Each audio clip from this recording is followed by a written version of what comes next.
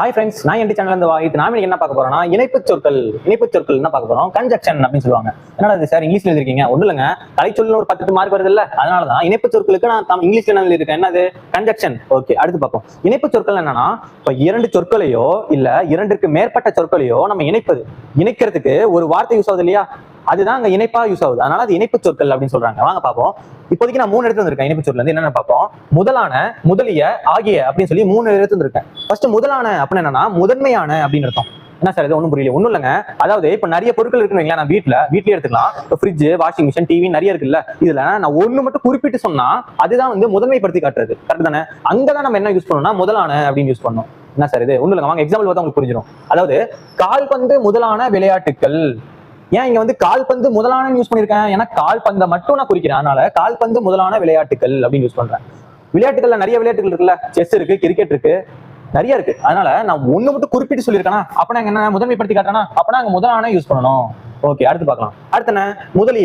முதலியனா சிலவற்றை மட்டும். அதாவது இப்ப 4-5 பொருள் இருக்கு, அதுல சில பொருளை சொல்லிட்டு சில பொருளை மறைச்சிருவேன். புரியுதுங்களா? அதாவது இப்போ 4-5 பேர் இருக்கிறாங்க, நான் 2 பேர்த்த மட்டும் சொல்லிட்டு மத்த 3 பேரை மறைச்சிருவேன்ப்பா. அதுதான் அங்கதான் என்ன யூஸ் பண்ணா முதலிய யூஸ் பண்ணணும். அதாவது சிலவற்றை மட்டும் நம்ம வந்து குறிப்பிடுறதுக்காக. வாங்க எக்ஸாம்பிள் பார்ப்போம். அதாவது சிகப்பு, நீலம், பச்சை, முதலிய. ஏன் இங்க முதலிய யூஸ் பண்ணிருக்கேன்? ஏன்னா சிகப்பு, பச்சை, நீலம் 2 இல்லைன்னா 3 சொல்லிட்டேன்னா, அதனால இங்க முதலிய யூஸ் பண்ணிட்டேன். ஆனா இங்க 3 கலரா இருக்கு, நிறைய இருக்குல்ல, வெள்ளை இருக்கு, கருப்பு இருக்கு, நிறைய இருக்கு. ஆனா நான் இங்க குறிச்சிருக்கிறது சிகப்பு, நீலம், பச்சை, முதலிய. ஏன் முதலிய? ஏன்னா 2 இல்லைன்னா அதுக்கு மேற்பட்ட பொருள் இருக்கா, அப்ப நாங்க முதலிய யூஸ் பண்ணோம். அடுத்து வந்து ஆகியன்னு என்னன்னா அனைத்தையும் எல்லாத்தையும் நம்ம சொல்லிட்டோம் இல்லைங்க ஒரு வாக்கியத்துல. இதுக்கு மேல வந்து இல்ல எல்லாத்தையும் நம்ம குறிப்பிட்டு சொல்லிட்டோம்னா அங்க ஆகிய அப்படின்னு யூஸ் பண்ணணும். வாங்க எக்ஸாம்பிள் பார்க்கலாம்.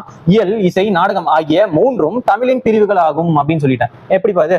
இயல், இசை, நாடகம் 3 தானே, ஆகிய 3ம்னு சொல்லிட்டேன். இருக்கிறதே 3 தான், அந்த 3 என்ன சொல்லிட்டேன்னா அதுதான் தமிழின் பிரிவுகள் ஆகும் அப்படின்னு சொல்லி யூஸ் பண்ணிருக்கேன். அதனாலதான் இங்க ஆகிய அப்படின்னு ஒரு வார்த்தை இருக்கு. ஆகிய ஏன் வருது?